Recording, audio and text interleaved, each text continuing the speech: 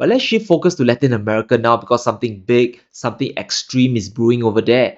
There's already a war in Ukraine and the Middle East, and the unthinkable could be coming soon. There could be a third conflict, and it's all about oil this time. And yes, even the United States might be getting involved in this mess. From Bloomberg, Guyana boosts security, engages US to defend land from Venezuela. They are mobilizing their defense force because there's a real threat Maduro might make a move on the country. Most conflicts around the world are all about energy. It's always been about oil.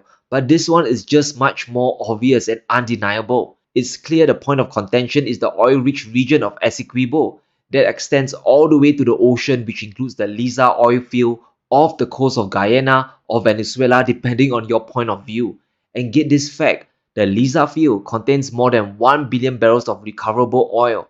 That's a lot of wealth sitting under the ocean that both countries are laying claim to. According to estimates, Guyana has at least 11 billion barrels of oil reserves under their coastal waters.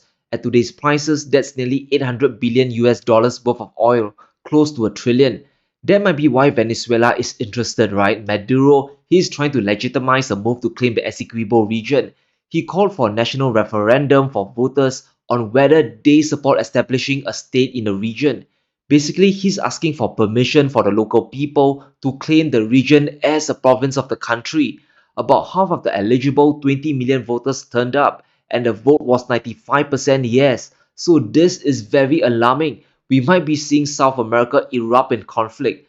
Don't forget there are already 2 wars going on, guys.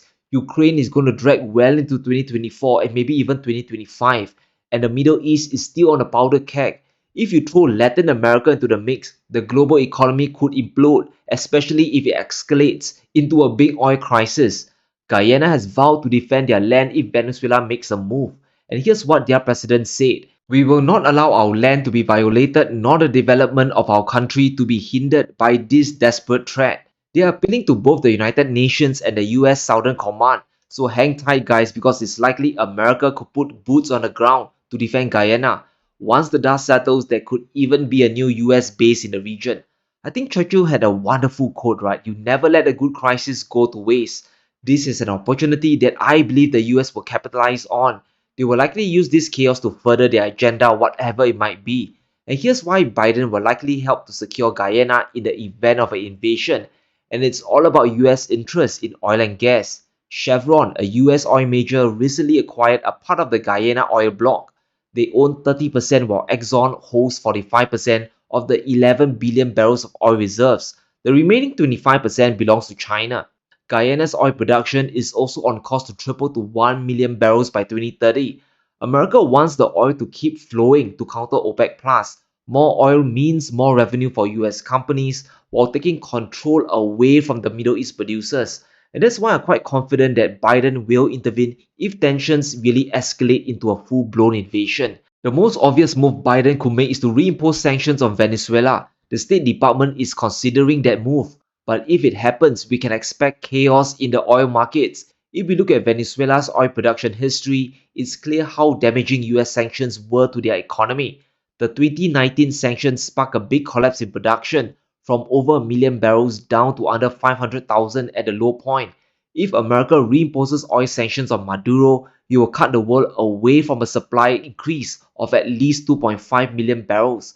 Venezuela won't be able to ramp up production back to the good old days of 3 million barrels. Investors will leave the country and Venezuelan economy will collapse once again. The control of the oil markets will also swing back to Saudi Arabia and the Russians. Future oil cuts will be even more effective.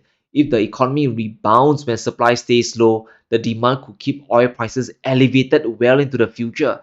Now, I'm not saying that crude oil will fly back to $90 or $100 a barrel, but $50 oil or $40 oil will be very unlikely if sanctions get reimposed. So I hope we can see the amount of insanity stacking up across the globe, right? Things aren't even settled in Europe and the Middle East yet. If Guyana gets invaded, then all bets are off. We can kiss goodbye to any hopes of a soft landing.